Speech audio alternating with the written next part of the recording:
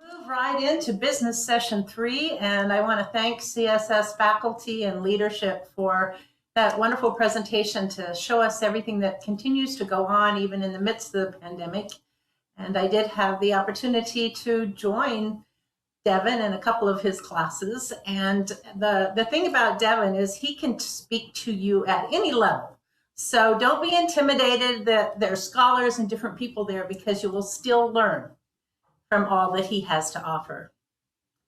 So let us begin business session 3. We will begin with, I wanted to mention, because somebody texted me and they wanted to know if I always have this altar set up in my house in Kansas. And while I do have an altar for meditation, this is not normally here. I may leave it for a while just because it reminds me of all the good things that have gone on. But yeah, I don't normally have an altar in my house.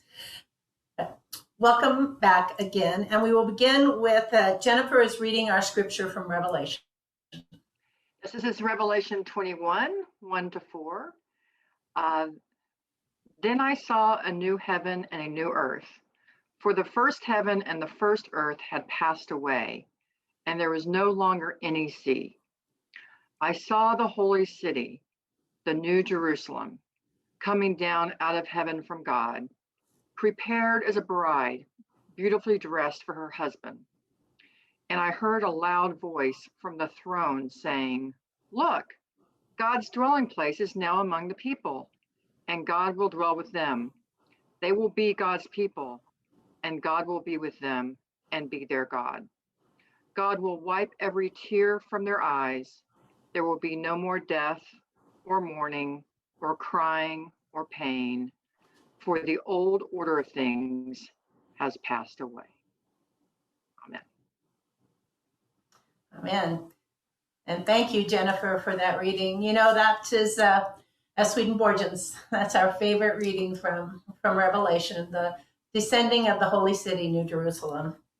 As I thought about that, I thought about what a joy it is to be a Swedenborgian and what an honor it is to be president of this denomination. We have so much to offer to this world. And as I think back about the convention that we have been holding and the many courses that I've been able to attend, the worship service that we had today, the SAR presentation, hearing about our seminary, I am really proud and honored to be president. And normally, when we have first face-to-face convention, all of the executive committee sets up at a table and we can kind of nudge one another and enjoy each other's company. But I realized something's been missing. And I thought, what is missing? Because there's 4 of us here. Well, I realized we are missing Tom Neuenfeldt. He has been our vice president. He was from the first convention that I had to lead, that I led, was here with us, the 4 of us. And while Kurt has done a fantastic job, and I appreciate so much his willingness to just step in when he wasn't sure what he was getting into. We do miss you, Tom. So we wanted to say thank you. Are you around? They have not been able to spotlight him. Put your hand up, Tom. We've been trying to promote him, but it's not working out. Oh, there he is. Oh, there he is. Yay! Oh, you see him? Yeah, he's at the top of my screen. There. So doing the best to have Tom up here with us. And we would all just like to say thank you to you, Tom. Kurt?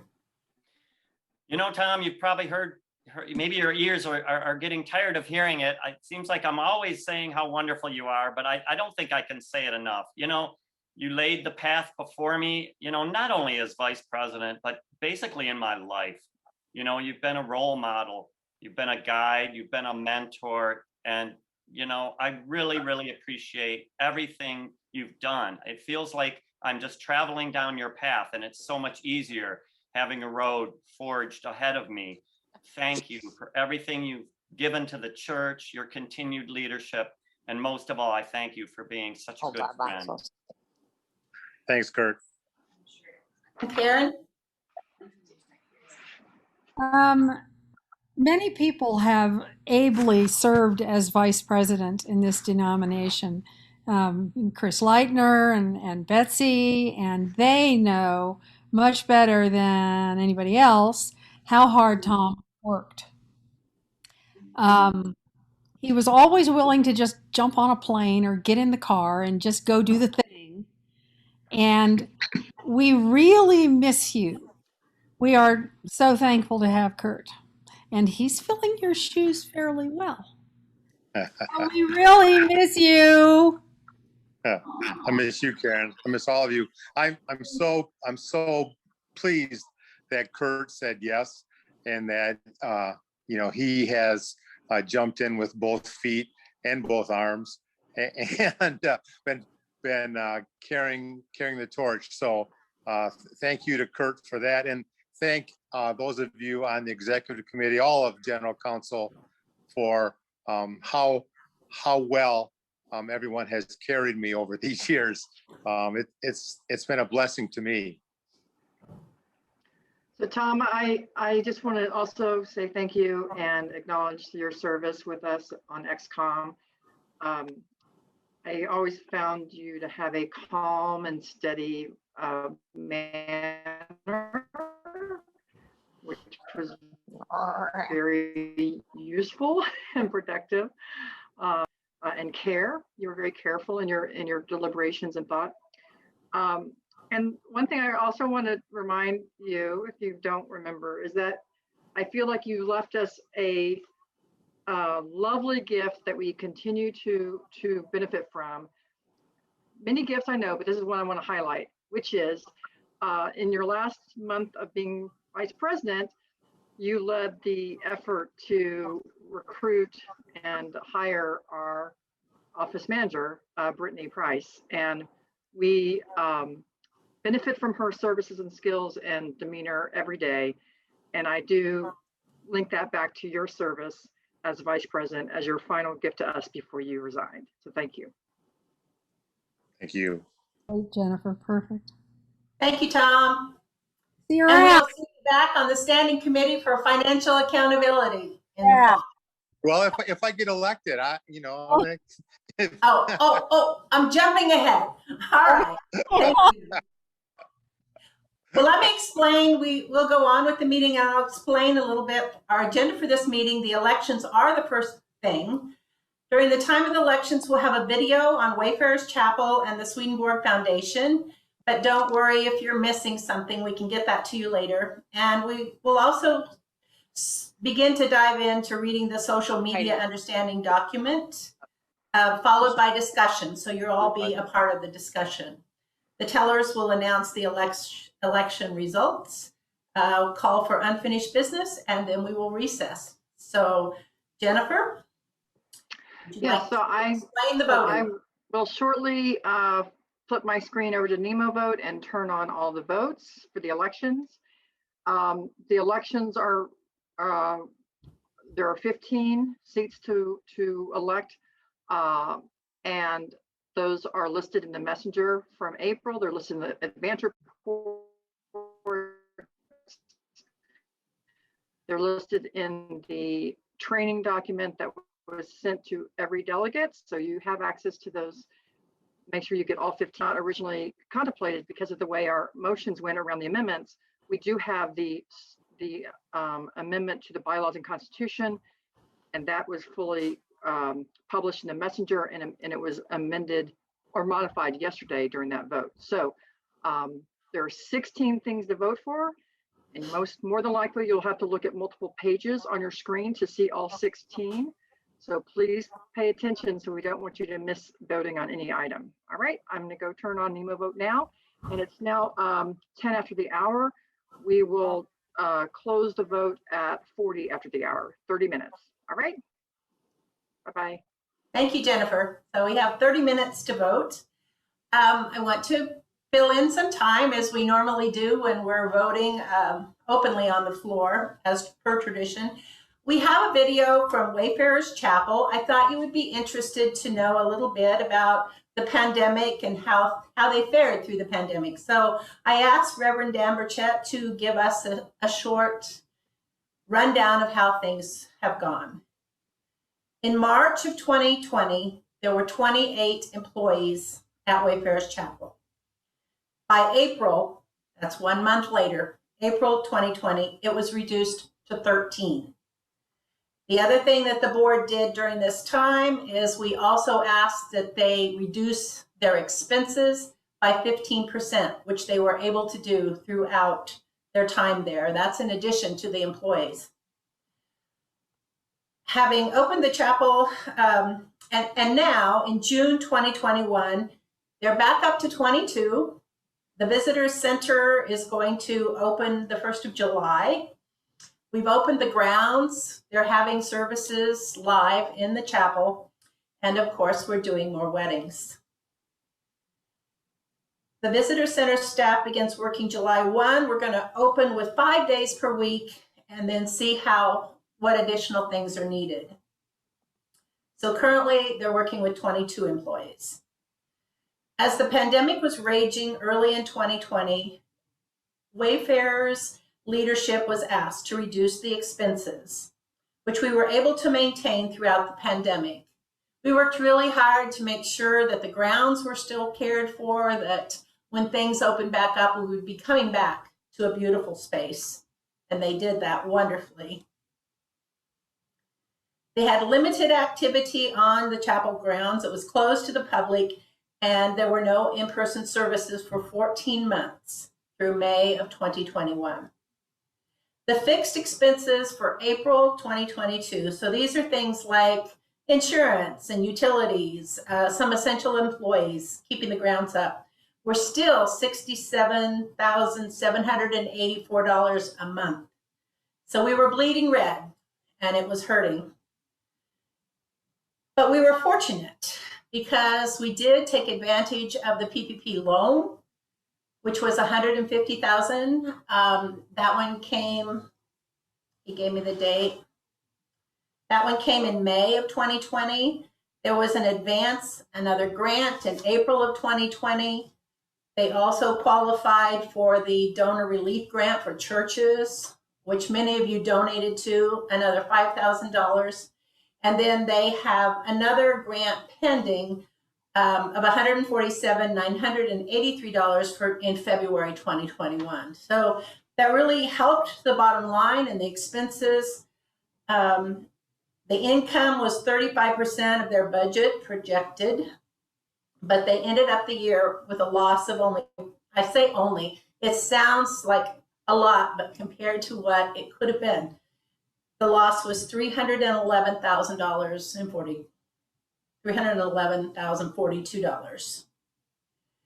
Fortunately, the vast majority of the scheduled ceremonies were postponed to future dates. And for some of these brides, they postponed and rescheduled 3 or 4 times because we kept thinking that things were going to get better and we could open back up. We were able to maintain $1,321,440 in what is called prepaid wedding donations, because people pay, they donate when they schedule their wedding. So we hold that in the bank. Recovery in 2021 has been very encouraging. Typically, the chapel operates in the red for the first 2 to 3 months, with most of the ceremonies scheduled April through October. So that provides us to earn a little income on our deposit. The current figures, January through April 2021, with a reduction in expenses by $97,000, the net ordinary income increased by $100,000. So they're moving back up. As I mentioned, they had 2 loans that they were able to receive.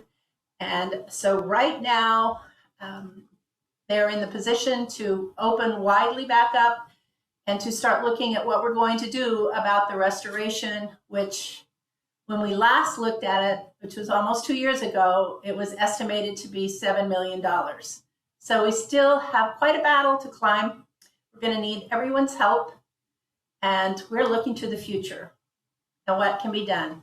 So let us watch this video that was made a couple years ago, but it really does showcase the chapel. 70 years ago, the cornerstone was laid for a sacred space by the sea, a space where wayfarers of any faith or none could feel welcome to pause, pray, or reflect with nature as a force of inspiration. High on the hills of the Palos Verdes Peninsula and surrounded by the strength of redwoods, a glass chapel representing new opportunities and rebirth was erected so spiritual seekers could find or renew their faith, interfaith couples could marry, and visitors from far and wide could pause and regenerate. Wayfarer's Chapel, the world-famous architectural statement in glass and redwood, became a beloved feature in the Southern California landscape. Today, Wayfarer's Chapel remains an iconic statement of progressive architecture and regenerative life. Thanks to those who believe in the power of this sacred space and national memorial to 18th century scientist and theologian Emanuel Swedenborg, and to architect Lloyd Wright and his vision, millions of visitors, worshipers, tourists, and wedding parties from around the world have been uplifted by the chapel's presence at the edge of the Pacific Ocean. A comprehensive restoration of Wayfarer's Chapel has never been undertaken. Decades of salt sea air have contributed to rust and rot, and Lloyd Wright's internationally renowned modernist architecture is threatened by daily corrosive weathering unless we act now. Sections of the glass walls and roof are cracked, portions of the original steel mullions are rusted and deflected, and elements of the stone and concrete foundation have been compromised by deferred maintenance.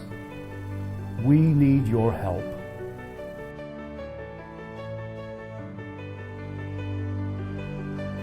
Work is set to begin in the spring of 2021. Now is the time to secure the chapel's future before it's too late. Please be counted among those taking action now by joining the Wayfarer's Chapel Fund for the Future to save this incomparable jewel of inspiration, nature, art, environment, and ecumenical spirituality.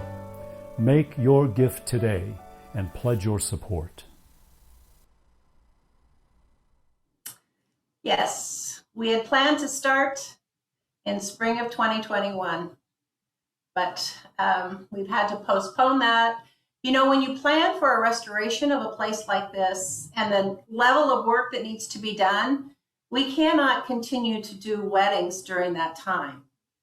So we have to close the chapel for weddings.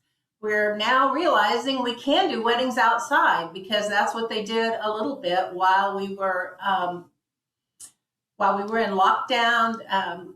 But then it eased a little bit so people could do things in the out of doors. They ordered chairs and speakers so that they could actually offer the services outside. So we're looking at new ways, but we're not sure when the restoration is going to start. We really need some major financial donors before we can get started. So keep that in mind. If there are any questions, I did ask Dan Burchett to be available to answer any questions, and I cannot see that. If someone would like to, if there are questions, like to read them for us.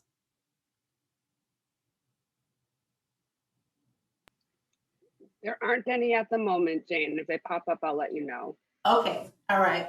And now we're going to watch a video that was produced for us, especially for this virtual convention, by our friends at the Swedenborg Foundation.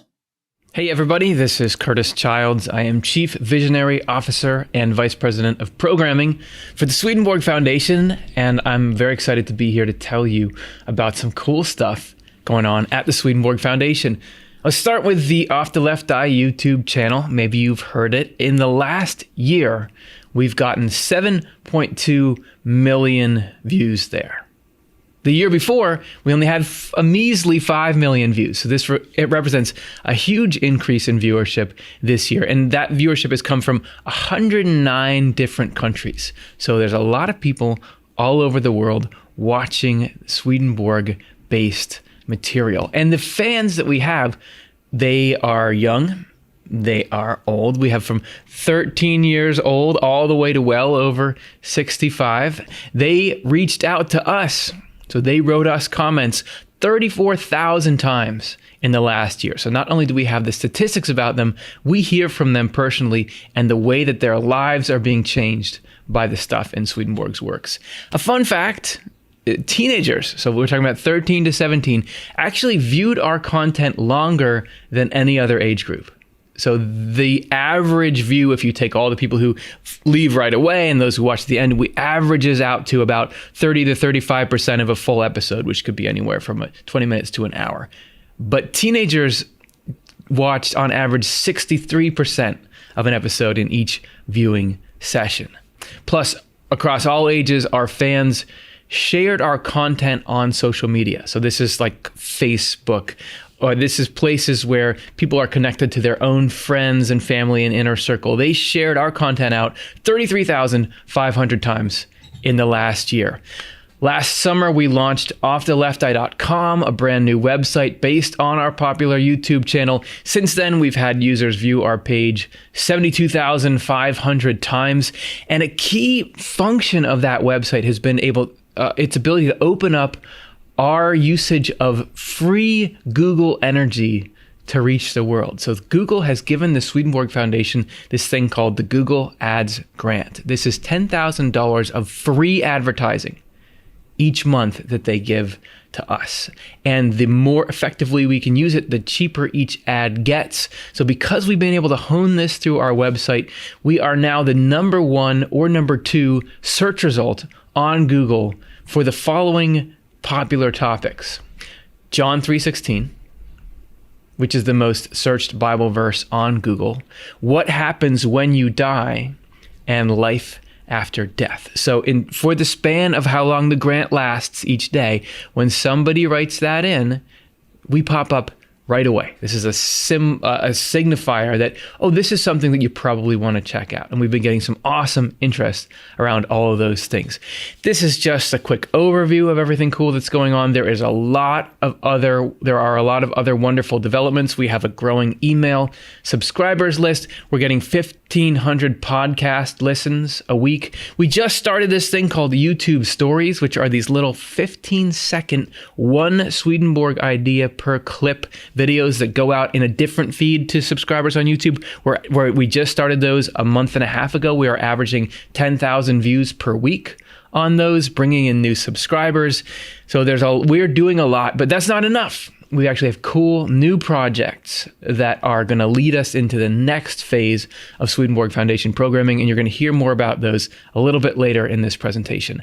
Thank you so much. If you can't tell, I love telling everyone about this because I think everyone should know how exciting what's happening really is. To sum up the New Century Edition in bare numbers, the NCE series has published 9 deluxe volumes, as well as 13 portable volumes in print and ebook form. The portable print versions have as a whole been reprinted another 24 times. We have completed the publication of 13 out of 18 titles in the series, in addition to having printed 2 volumes of the 15-volume Secrets of Heaven series. Work on the remaining volumes is proceeding well, given the constraints imposed by the small size of our team. A summary of our output in 2020 alone would include the completion in July of the compilation volume, The Shorter Works of 1763, in the deluxe edition. It includes some of Swedenborg's most accessible short explanations of theological themes: the Lord, sacred scripture, life, and faith, traditionally given the joint title, The Four Doctrines. Rounding out the volume is the work Supplements, containing Swedenborg's additions to Last Judgment and Heaven and Hell. In November, we published the Heaven and Hell large print portable edition, and in December, we issued the Shorter Works of 1763 deluxe ebook and went to press with a third printing of both The Lord portable and The Secrets of Heaven Volume 1 portable. The combined sales of units in all categories increased during the year. In 2019, the total number of New Century Edition titles sold was 5,494, and during 2020, that rose to 5,996, bringing the cumulative total unit sales since project inception to 73,295. This does not count the number of free ebooks distributed, which is now in the six figures. Another event worthy of note in 2020 was the work of a new editor who was brought on board through a terrific grant specifically made for that purpose.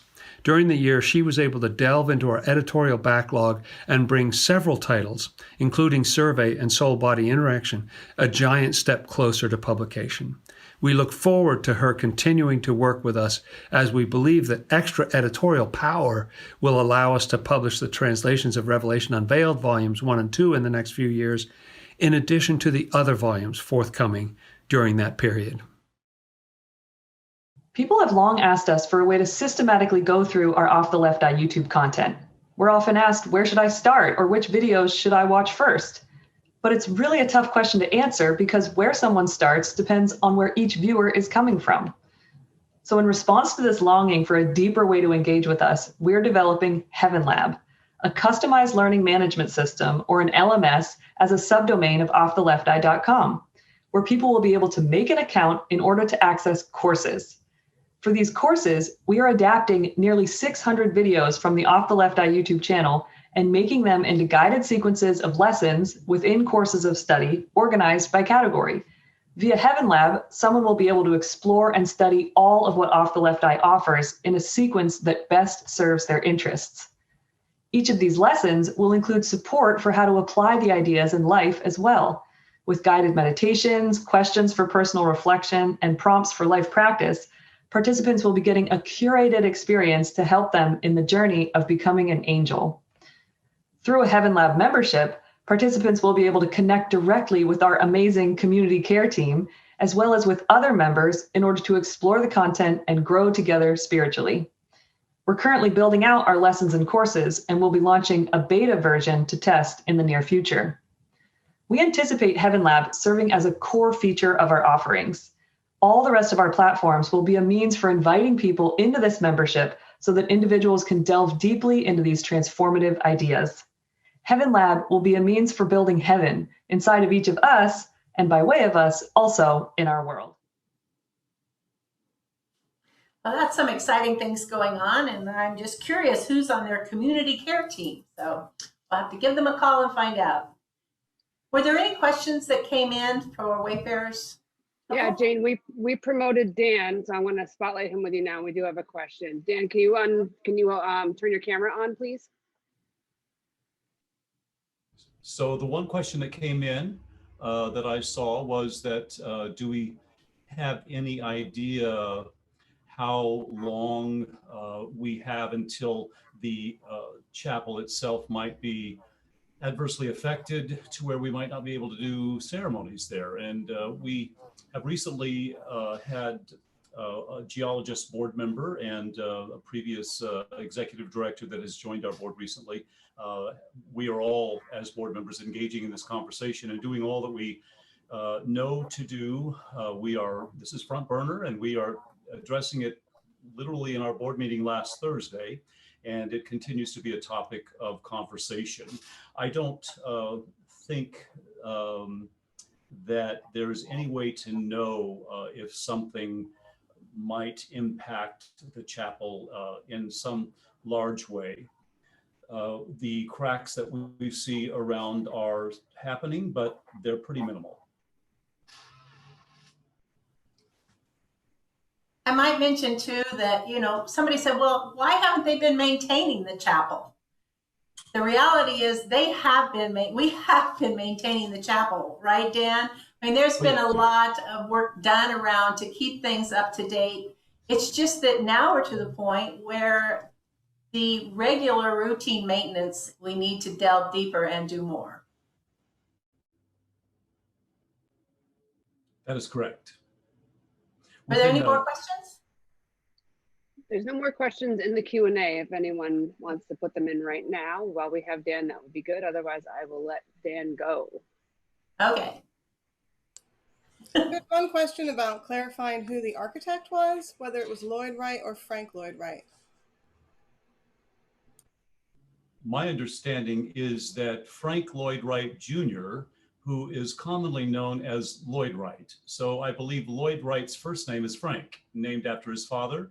And someone please correct me if I'm wrong, but Frank Lloyd Wright Jr. was the architect. He's commonly known as Lloyd Wright. That is correct. Ding! Dan, we just had another question come up from Mark in Cambridge. He wants to know what the status of the fundraising is. As you can imagine, a lot of things have been on hold during the pandemic. We were finally gaining ground, actually, with a fundraising firm that we had employed to assist with this process. And it's been on the back burner. It is urgent, and we know that it's something we must address, but we have not been able really to do anything during the pandemic. This was a discussion again on Thursday evening in our board meeting, and we expect to have plans and continue the discussion of moving forward as soon as we possibly can. Other than that, your to the ongoing state of Wayfarer's Chapel would be very much appreciated. She's a 70-year-old lady, and as many of us know, a little nip and a little tuck at that age can do wonders for appearance and stability.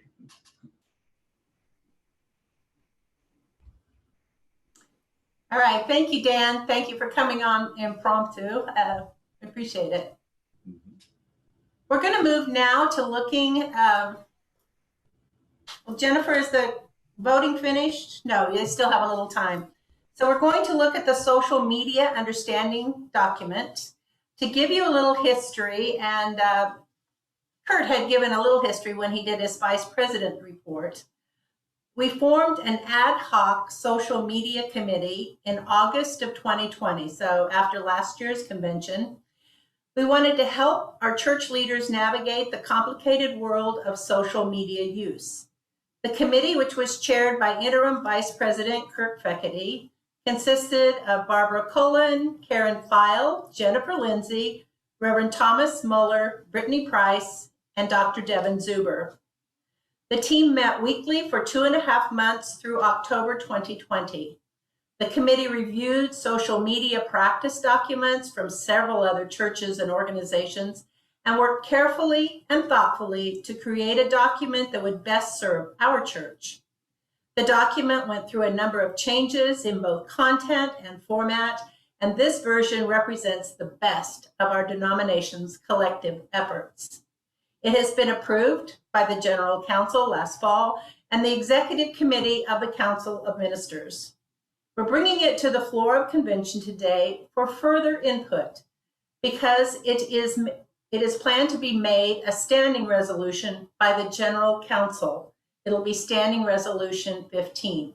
So today we're not voting on it. We're just asking for your input and if you see some things that you think need more attention.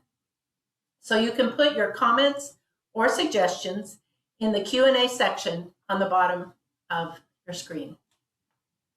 So let us pull up. And this, I'm going to read some of it because it'll be hard for you to read on the computer.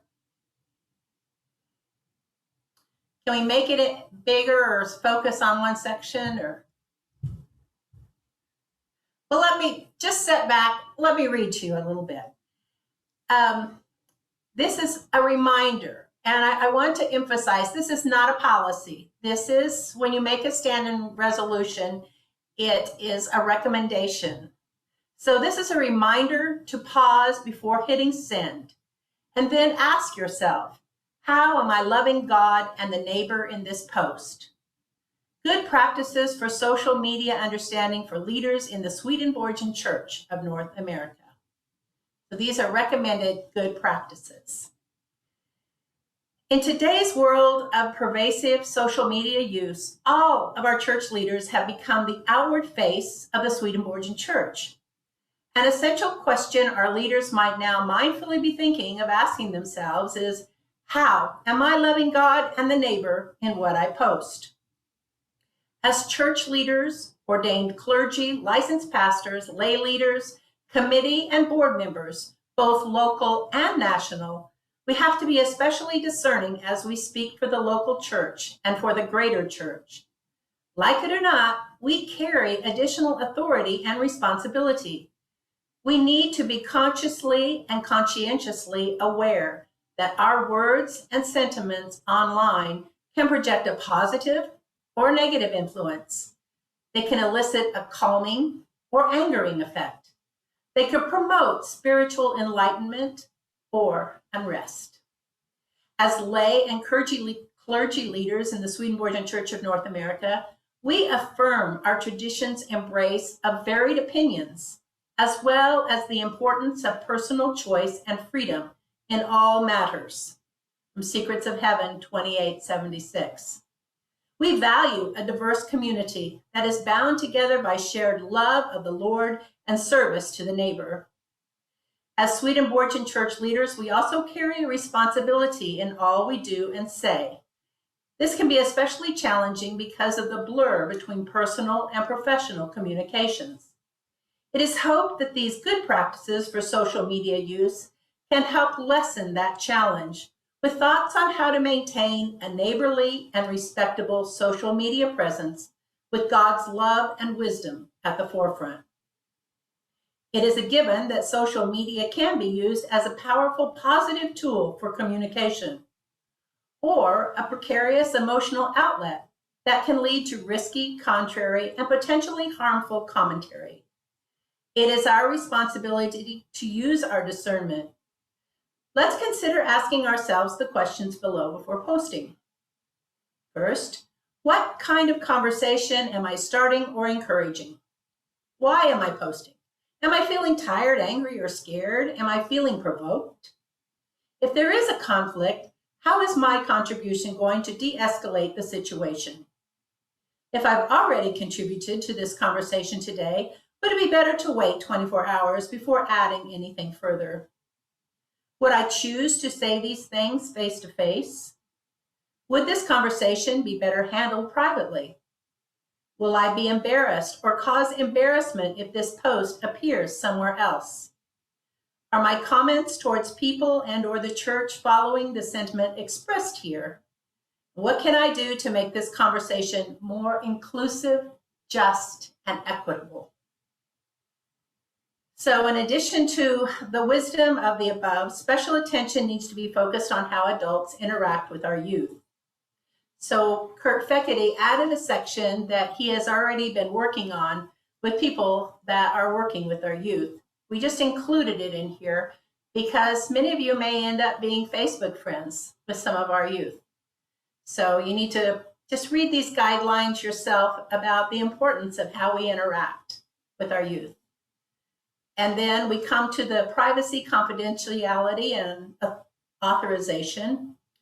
Respecting privacy, I will respect my own privacy as well as that of my coworkers, friends, and of any organization by not providing or sharing any personal or confidential information, including addresses or locations, without permission from that person or organization. I will ask myself, is this my news to tell? Do I have permission to share this information? I will remember that unless duly authorized, I will not speak on behalf of the Swedenborg Church or even my own local congregation.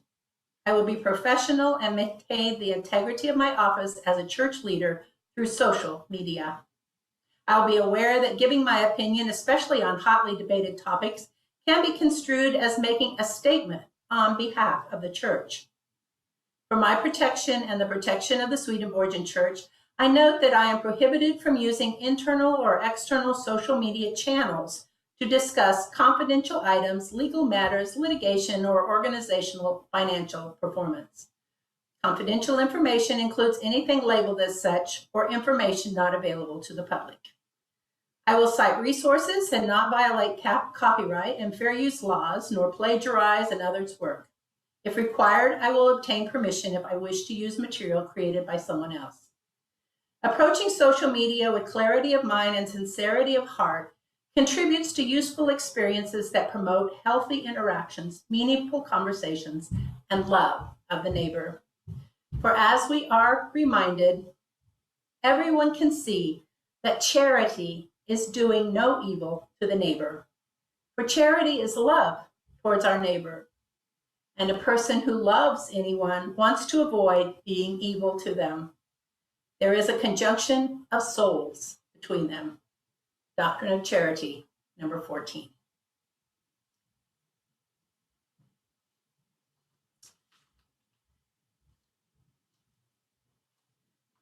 So I think at this time, can we put up all of the XCOM so we can answer any questions that might come up with this? Because Kurt was instrumental in organizing it. We had many people. Barb Holly did a lot of work on it. Again, this has been a labor of love.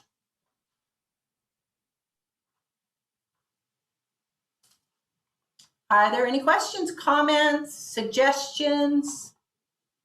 So I just want to, I think to say something about the vote. We're just past time of 30 minutes. I don't want to cut anyone off who's in process. So is anyone trying to vote right now? Otherwise, I want to close all the votes.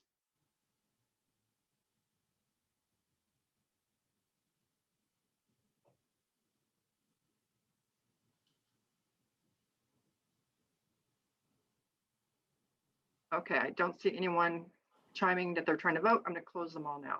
Okay, thanks. We will take comments too after convention on how you liked NemoVote. It is something we're hoping to contract with for next year's convention when we are together, and for those that cannot come physically to convention. So we heard some really positive things from the Council of Ministers when they used this process, and from General Counsel. Both of these were our trials ahead of time. So I want to pause for a moment. You can put your comments in the Q&A about making this a standing resolution for our denomination. And we did find, right, Kurt, that most denominations had a policy or that said something about social media. Yes, and I love what Eric Hoffman just put in the comments about other organizations that he's looked at some of their social media, and in most cases their policies or practices, and how our organization has made a standing resolution. It has far more love and intention to the heart in it, and that was thoughtful, and that was our intent. Representing an organization that is free and caring such as ours, we wanted to make sure that we just presented this as suggestions and as things that people can do to try to be more caring and loving towards one another and the neighbor. So thank you, Eric. I'm glad you see that reflected. And I also want to iterate what Jane said about how I have to give a ton of thanks and to Barb Holly for her reformatting work and to make it just more presentable and pretty to look at, and also to moving the content around to just make it read better. Great job to her, and also, of course, to everyone on the committee that worked so hard on this. It was a very difficult project. I won't go into all the details, but you can imagine controversy and things surrounding a document such as this. But it was done with care for each other and care for the church. Okay, Mark just comments that he thinks we should put this up as a standing resolution as currently written. Great. Sharon comments, I'm opposed to trying to legislate people. You will either be caring or loving or not, regardless of this standing resolution. And Chris comments, when would a vote to make this a standing resolution take place? And I believe, Jane, if I'm correct in saying that standing resolutions don't have a vote. Is that correct? Well, they can go two ways according to Stan, our parliamentarian. It can be done with the whole floor of convention, or it can be done by general counsel. So what we wanted to do here was to collect ideas, suggestions, comments, and I am hoping, what I would like, we have a post-convention meeting tomorrow, and if there are not a lot of changes, I was hoping that Karen's looking at her agenda really quickly, but I would love to have this in our 2021 journal, and in order to do that, we would need to approve it tomorrow at our post-convention general council meeting. So we'll see. I was just waiting to see if there was a lot of controversy or if it felt right with people. I don't know if you saw Stan put in the chat. Right, I saw that, yeah. Stan says that it should be a standing recommendation, not a standing resolution. Oh, okay, thank you. Recommendation. Thank you, Stan, for the Thank you, Stan. terminology.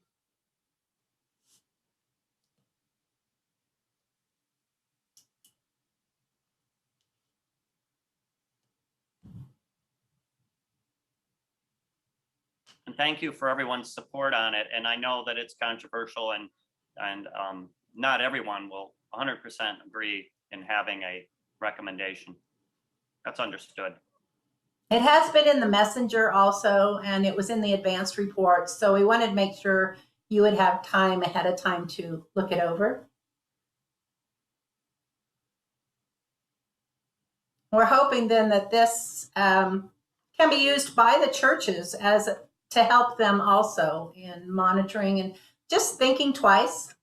I know I have found it useful. I've thought about this since it came out, and it's just so easy to push send or, to advance it. I see that Eric also put a comment in the chat about guidelines being a good word. We discussed that.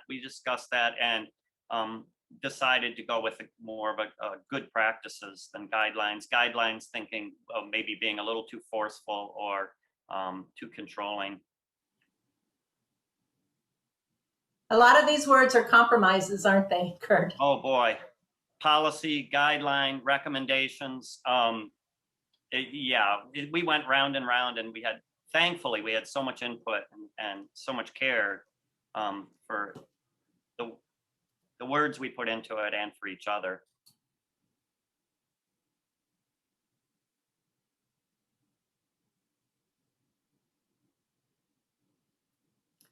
So we do not have any more comments or questions?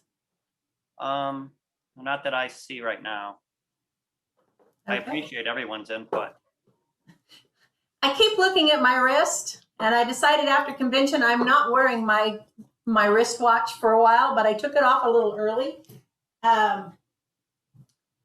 Jennifer, how are the elections going?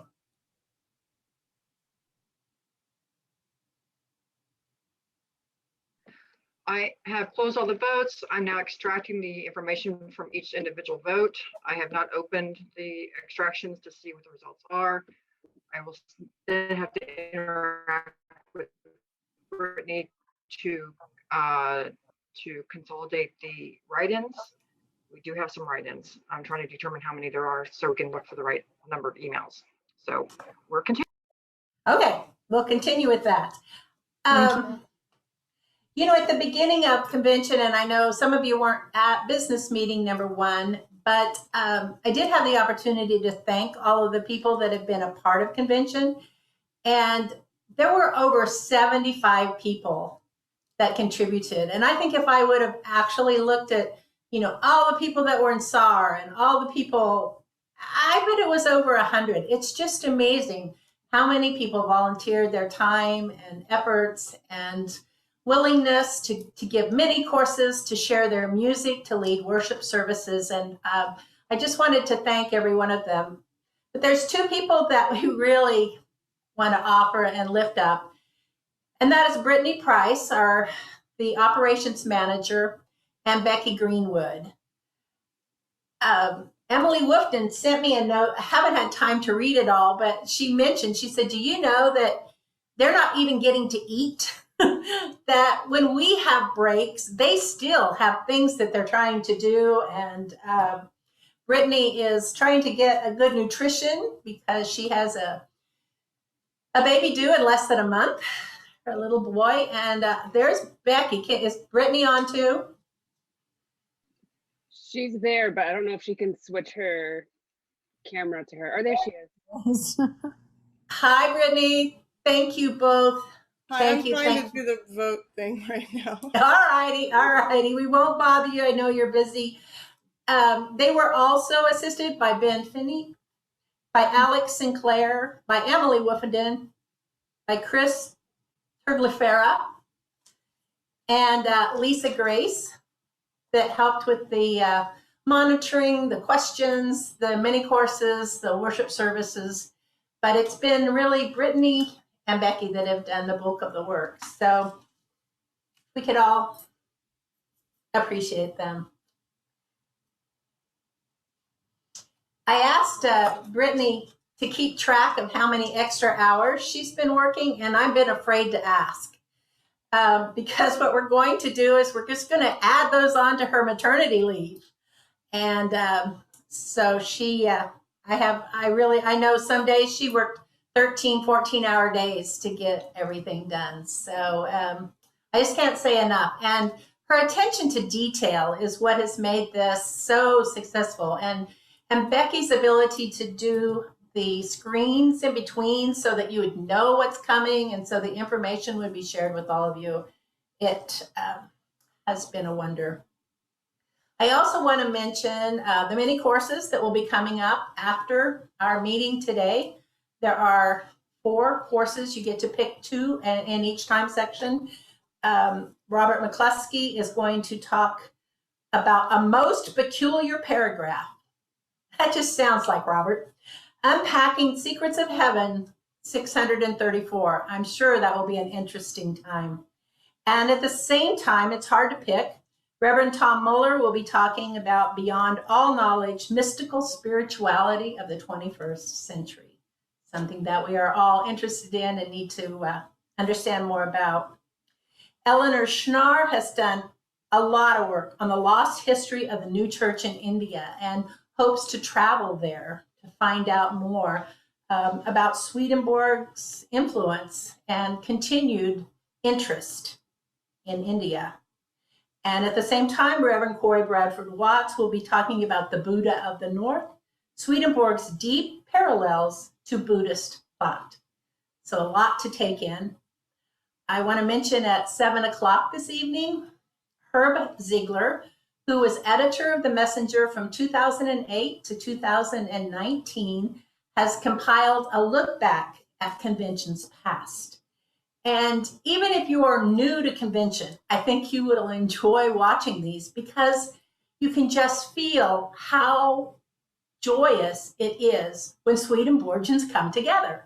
Whether we're coming together with 100 people in a church for a wonderful ordination service, or 100 people in the auditorium for business meetings, or the people that eat together in the dining halls of colleges, even just having a dorm full of Swedenborgians that you meet on the elevators. I know I'm partial, but it is a special, special time to be able to have convention face to face. And Herb was able to capture this in these pictures that go back. You will see people who are no longer on this earthly plane. You will see people that, oh, I remember. And then you'll see new faces. So it's a wonderful compilation that he did a lot of work on that for that time that he was editor. That will be followed by the closing service, which is going to be, Reverend Dr. Jonathan Mitchell put it together. So it's a compilation, again, that a little bit at Wayfarers, the Garden Church, and licensed pastor Jay Chung will be showing us the Agapeo group and visiting with us a little in Korean. So you can work on your translating abilities. But there is so much to look forward to in 2022, where we are able to join in Southern California for it had better be a face-to-face. I don't know if I can do another one of these virtual, but we'll all hold up hope and trust that we will be together at that time. And we will also have the opportunity for people to join us virtually that are unable to travel. So we will have a hybrid, as they call it. After the closing service, we will have meditative closing music by Lisa Grace and Ian Whippenden. And then we will have a Zoom room open for people to gather as they are interested in just having the evening to find a friend and visit with others.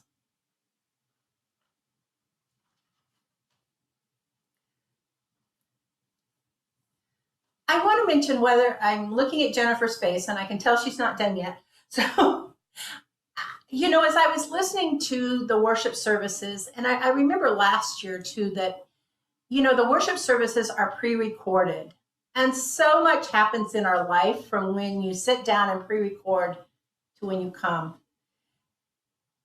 And on my heart are the people in Florida that I know many of us are just have been carrying through this weekend, the families, the friends, the uncertainty of what they're dealing with that condo that collapsed, and people, many people are buried in there. So while we're waiting, let us just take a moment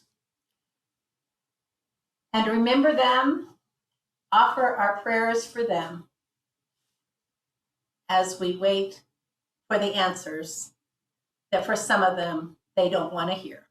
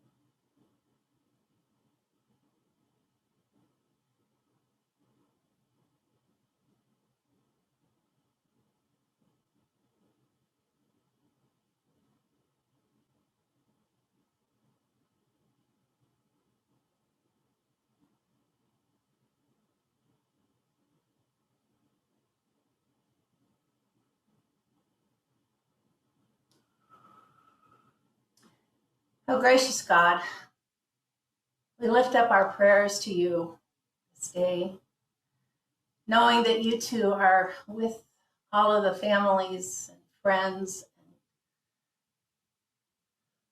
the workers that are struggling to find their way through the rubble. Lord, may they feel your presence. May they know that people care and people are praying for them, and that we really don't have words to use in times like this in our prayers. But knowing too, Lord, that you are there in every part of that rubble and every part of every heart that is hurting. Knowing that through you, others will come to their aid. Others will reach out with love and food and clothing and a place to live and all of those physical needs that need to be filled. And also with love and compassion for the pain in their hearts. Lord, it is so hard to understand tragedies like this. And there are so many. We look out over our world and we see the deaths that are still occurring from the pandemic. especially in third world countries and developing countries that don't have access to vaccine.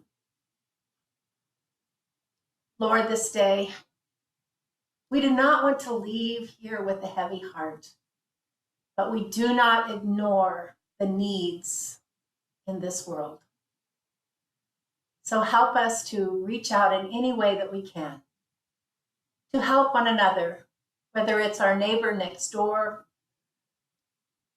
whether it's people half a country away, half a continent away.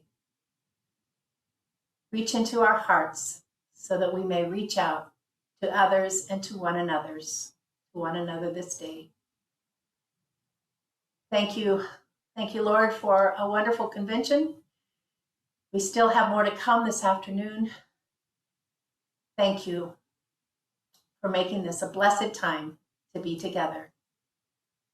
And we ask that next year we can come face to face, hug to hug, with our friends, our Swedenborgian members and friends of the church, to which we feel a deep, deep connection. Amen.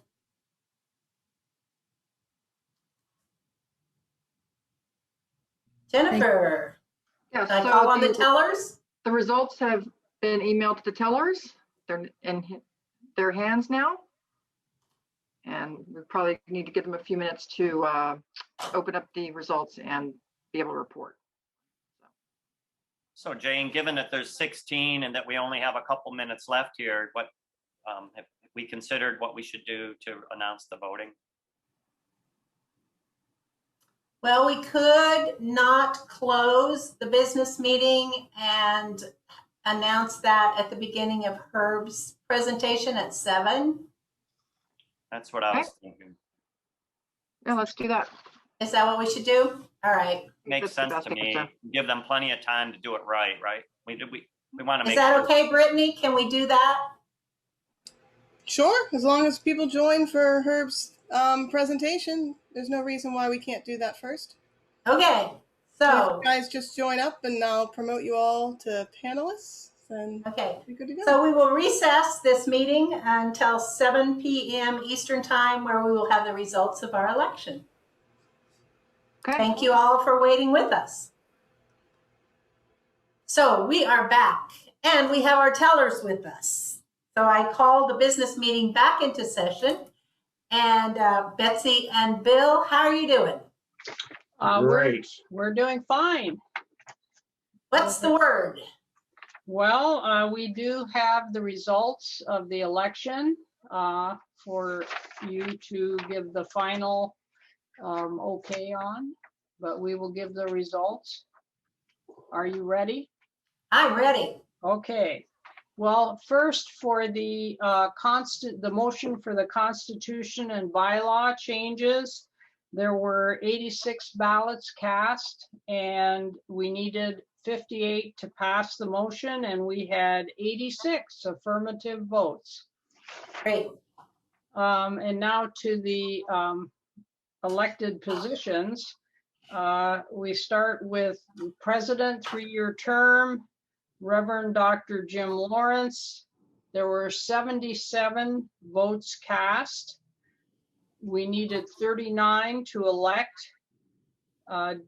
Dr. Lawrence received 76 votes, and there was one write-in but no name. So I'm assuming that would be considered a bad ballot. Vice President for 1 term, Kurt Fekete, 79 ballots cast, needed to elect 40, and Kurt received 77 affirmative votes. There were 2 write-in votes for John Titus. For Recording Secretary, a 1-year term, there were 78 ballots cast, 40 needed to elect. Karen Conger received 78 votes. For the General Counsel layperson, a 3-year term, 2 were to be elected, and Barb Halley received 76 votes. Herb Ziegler also received 76 votes. For general counsel, layperson, and unexpired 2-year term, Becky, wait a minute, hang on here. Yes, okay. Tom Murphy was the nominee. There were 78 votes cast.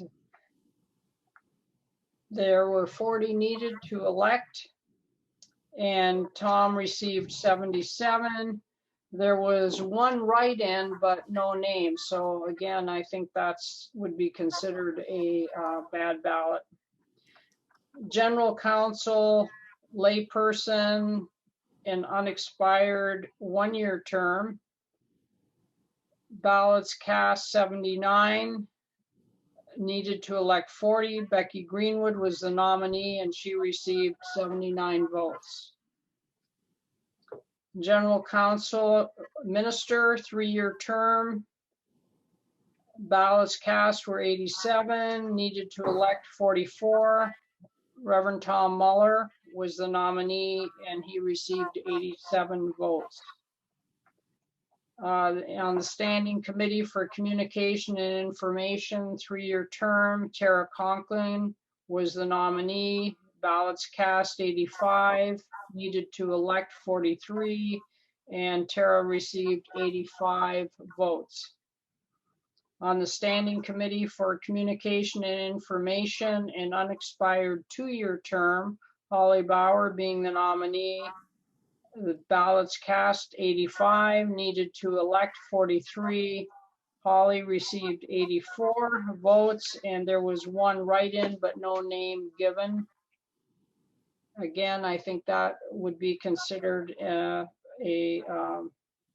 bad ballot. Standing Committee for Education and Resources for Spiritual Community, 3-year term. Ballots cast for Reverend Shada Sullivan, the nominee. There were 86 ballots cast. We needed 44 to elect. Reverend Shada got 86 votes. Standing Committee for Financial Accountability, 3-year term. And in this case, again, there were 2 people to be elected for this. For Tom Neuenfeldt, he received 80 votes, and Kurt Fekete received 75 votes. For the Standing Committee for Financial Accountability, an unexpired 2-year term, Reverend Rachel Madrick was the nominee. There were 85 ballots cast. We needed 43 to elect. She received 85. Committee on Admission to the Ministry, a layperson for a 3-year term. B.J. Neuenfeldt was the nominee.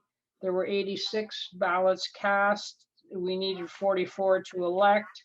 B.J. received 86 votes. On the Committee on Admission to the Ministry for a clergy position, an unexpired 2-year term. Ballots cast for, the nominee was Reverend Allison Lane Olson. Ballots cast were 85. We needed 43 to elect, and 85 votes went to Reverend Allison. Nominating Committee, 5-year term. Paul Deming was the nominee. Ballots cast were 86. We needed 44 to elect, and Paul received 86. And that concludes the report of the tellers. Well, thank you both very much. And I hope you didn't miss too much of the afternoon while you were trying to figure this all out, but we do appreciate it. I checked with our parliamentarian and he said it is all right for me to officially declare all of the nominees elected. Yay. So this concludes our business meeting. And I thank you all for your patience. We're going now to the closing worship.